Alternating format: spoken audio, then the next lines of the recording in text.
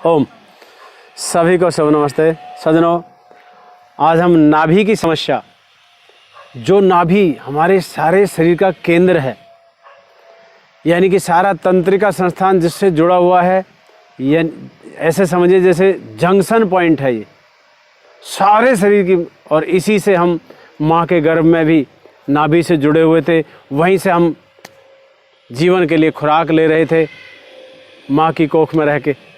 तो वो नाभि कई बार गड़बड़ हो जाती है, वो नाभि ऊपर गई तो कब्ज हो जाती है, नीचे गई तो दस्त लग जाते हैं, दाएं बाएं तरफ खिसक गई तो हमें गैस हमारी प्रकोपित हो जाती है, और वो गैस प्रकोपित होकर के सिर दर्द कर देती है, दिमाग को इफेक्ट करती है, टेंशन डिप्रेशन पता नहीं क्या क्या हो सकता है, जोड़ों में दर्द हो सकते हैं। गैस प्रकोपित होगी तो हार्ट पे असर आएगा, अस्थमा पे असर आएगा, बहुत कुछ हो सकता है। इसलिए उस नाभि को स्वस्थ रखने के लिए, जिसे मेडिकल साइंस तो मानता ही नहीं कि नाभि कोई गड़बड़ जैसी चीज़ भी होती है, वो होती कैसे, कारण क्या हो सकता है इसका? ऊंचे नीचे पे पैर पड़ जाना, कहीं उछल कूद ज़्यादा, बिना वार्म अप किए हो जाना, ज़्यादा वज़न उठा लेना अचानक से, और कहीं जोर पड़ जाना, तो बहुत सारे कारण हो सकते हैं। लेकिन उसको ठीक करने के लिए हम जो योग बताने जा रहे हैं, उससे पहले आप उसकी जांच कैसे करें। नाभि जब व्यक्ति सीधा लेट जाएगा तो सीधा लेटने के बाद ये यहाँ पे धड़कन होती है नाभि की, तो वो अगर बीच में नाभि केंद्र पे ही धड़क रही है तो ठीक है। कईयों की ऊपर चढ़ जाती है, ऊपर है तो वो आपको कब्ज बढ़ाएगी, नीचे चली गई तो लूज मोशन, दस्त इत्यादि होंगे, और दाएं बाएं है तो मैंने बताया गैस प्रकोपित होगी। तो इस तरह से उसको आप चेक कर सकते हैं चारों तरफ हल्के हाथ से दबा के, लेकिन वो खाली पेट ज़्यादा महसूस हो पाती है। इसकी दूसरी जांच की विधि ये भी है कि पुरुष भाइयों के लिए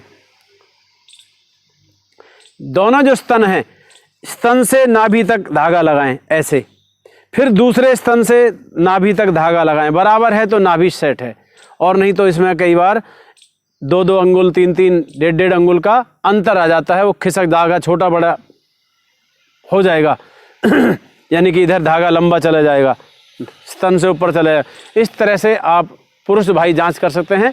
माताओं बहनों की नाभि यहाँ से धड़कन से चेक हो सकती है, तो इस विधि से पहले तो आप ये जांच लें। दूसरी बात, इसको यदि आप वैसे ठीक करना चाहते हैं बिना योगासन के, तो आप एक कटोरी में छेद कर लें, जो खड़े किनारे की कटोरी होती है उसके सेंटर में छेद करके, जैसे रिक्शा में भोंपू लगता है वैसा एक भोंपू सा लगता है, वो किसी आप दुकान पर जा करके, किसी वेल्डिंग इत्यादि के दुकान पर जाकर छेद करा के गैस वेल्डिंग वाला कर देंगे, वहाँ उसको करा सकते हैं। उसको नाभि पे रख करके, और आप जैसे ही उस भोंपू को दबाएंगे तो उसकी जो गैस बनेगी, हवा जो वैक्यूम होगी वहाँ से, वो वैक्यूम होने से नाभि को सेंटर में ला देगी। एक तो ये भी तरीका हो सकता है उसको ठीक करने का। दूसरा, आप घी का दीपक तेल का हो, घी का हो, उसको आटे की एक कटोरी बना लें, गुधा हुआ जो आटा होता है उसकी कटोरी टाइप बनाएं, दीपक उसका बनाएं, क्योंकि मिट्टी का दीपक होगा, गर्म हो जाएगा तो पेट पे गर्मी लगेगी।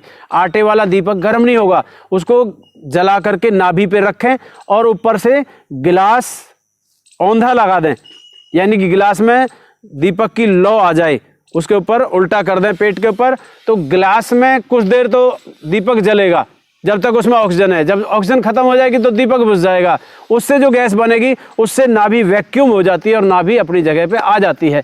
और इन सब विधियों से भी अगर आपकी नाभि ठीक ना हो तो सज्जनों, योग वो शक्ति है, वो विषय है, वो देन है भारतीय ऋषियों की, कि योग करेंगे, आसन करेंगे तो आपकी नाभि कभी खिसकेगी नहीं, जिंदगी में परमानेंट हो जाएगी, दृढ़ता को प्राप्त होगी। मेरी नाभि रोज खिसका करती थी, खेती किसानी का काम करने वाला हूँ मैं स्वयं, मेरा परिवार, तो कभी वजन अधिक उठाना, कभी और बहुत सारे काम ऐसे होते थे हैवी वाले, तो नाभि खराब ही रहती थी अक्सर। और जब से योग शुरू किया लगभग 35 साल से, कभी नाभि जिंदगी में इधर से उधर टस से मस नहीं हुई, बिल्कुल सेट रहती है। तो आइए इसके लिए हम कौन सा योग करें। तो देखिए, सर्वप्रथम आप करवट लेते हुए ऐसे लेट जाएंगे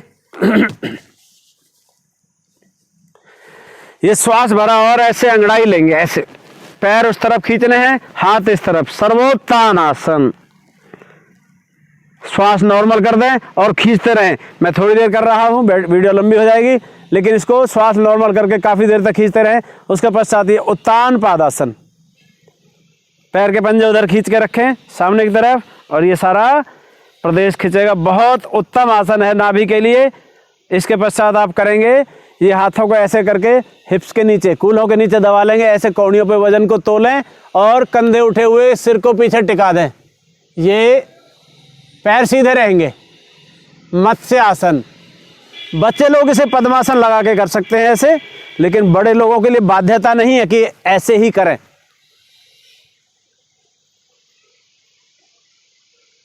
ये मत्स्य आसन बच्चों का, बड़े लोग इसी तरह से करें जो मैंने पहले बता दिया। इसके पश्चात आप ये अर्ध सेतुबंध आसन करेंगे, इसे कंद्रासन भी कह सकते हैं। यहाँ से पकड़ लेंगे तो, बाकी इसे ज़्यादा से ज़्यादा उठाएं और ऐसे, ये देखिए नाभि प्रदेश खिंच रहा है। आराम से वापसी करके इसके पश्चात आप ये पैर ऐसे रखेंगे और ऐसे ट्विस्ट करेंगे, मरकट आसन।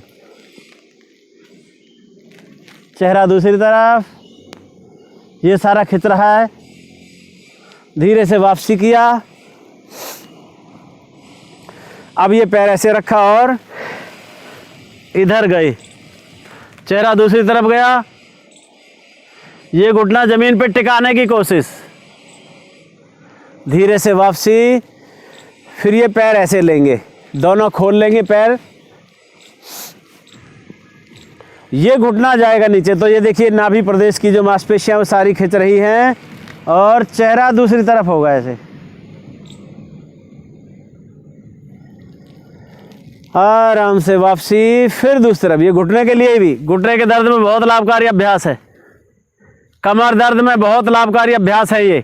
लेकिन यहाँ मैं क्योंकि नाभि को टारगेट कर रहा हूँ, उसके पश्चात आप जो कर सकते हैं, ज़बरदस्ती ना करें, हाई बीपी वाले ना करें, हृदय रोगी ना करें, उन्हें तो नुकसान देगा। पर युवा हैं, क्योंकि युवा भाई बहनों की भी ज़्यादातर नाभि गड़बड़ होती है, बड़ों की तो कम होती है। हार्ड वर्क करने वालों की, वेट लिफ्टिंग इत्यादि करने वालों की गड़बड़ होती है, तो ये चक्रासन भी करें युवा लोग। बहुत अच्छा आसन। इसके पश्चात धीरे से बैठे हो जाएं और करवट लेते हुए आप अब लेटेंगे पेट के बल। तो देखिए ये हो गए पेट के बल। पहला आसन भुजंगासन, सामान्य भुजंगासन, अर्ध भुजंगासन जिसे कहेंगे। पैर मिले हुए, पंजे खींचे हुए, धीरे से श्वास भरते हुए ऐसे खींचे ऊपर। ये देखिए नाभि प्रदेश सारा खिंचा हुआ है पूरा, पेडू प्रदेश, नाभि प्रदेश, हृदय प्रदेश और कंठ प्रदेश सब खिंचा हुआ है। पूरी स्पाइन, जो रीढ़ की हड्डी हमारी वो खिंची हुई है। इसके पश्चात आप करेंगे ये धनुरासन। नाभि पे ही, केंद्र पे ही वजन आ जाएगा सारा और नाभि सेंटर में आके रुकेगी।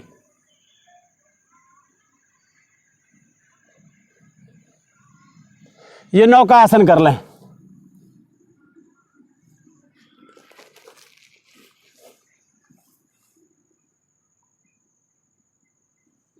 आराम से।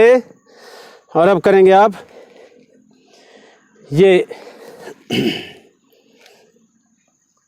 मार्जार आसन। इसके पश्चात यदि आपको चक्कर इत्यादि ना आते हों तो ये उष्ट्रासन कर सकते हैं।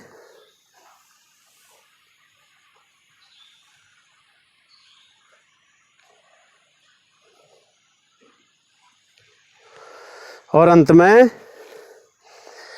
सुप्त वज्रासन, ऐसे बैठे घुटनों पे। ये भी सबसे नहीं हो पाएगा, बच्चे और युवा लोग कर सकते हैं ऐसे। ये खिंच गया पूरा नाभि प्रदेश।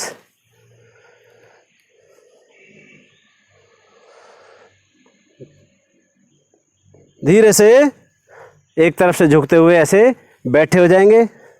तो सज्जनों, ये कुछ मैंने नाभि को स्वस्थ रखने के लिए आपको जानकारियाँ दी। इसमें जांच के लिए आप वैसे भी देख सकते हैं लेट करके, रोगी को लिटा के जो पैर का अंगूठा छोटा बड़ा हो जाएगा, ऐसे ऊपर नीचे दिखेगा, वो भी एक सिम्टम का पता लगता है कि नाभि खराब है या नहीं।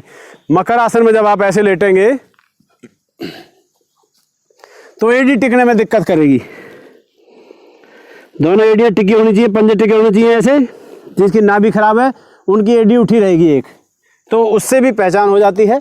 इन सब कारणों को भी आप जांच लें और सारे कारणों को दूर करेंगे ये योगासन। इन आसनों से आपकी नाभि कभी गड़बड़ नहीं होगी, हमेशा स्वस्थ रहेगी, केंद्रित रहेगी। और नाभि अगर केंद्र में है तो हमारा सारा शरीर स्वस्थ रहेगा।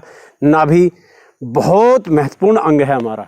इसलिए आपसे आशा है कि आप उचित खान पान के साथ, क्योंकि कब्ज वाली जो चीज़ें हैं, हाँ इसमें मैं विस्मित हो गई थी बात, जब जिनको कब्ज ज़्यादा रहेगी वो मल त्याग के समय ज़्यादा प्रेशर लगाएंगे तो भी नाभि गड़बड़ हो सकती है। तो इसलिए तेलीय पदार्थ और मैदे इत्यादि के पदार्थ खाने से आप थोड़ा परहेज करें। सोने जागने का समय निर्धारित नियमित करें, नशे इत्यादि से बचें। आपकी नाभि स्वस्थ होगी, आपका पूरा जीवन स्वस्थ और सुखद होगा। आशा है आपको वीडियो पसंद आई होगी, तो इसे लाइक, शेयर और चैनल को सब्सक्राइब करें। दूसरों का भी भला हो, आपका भी भला हो। सबका बहुत बहुत धन्यवाद। शुभ नमस्ते।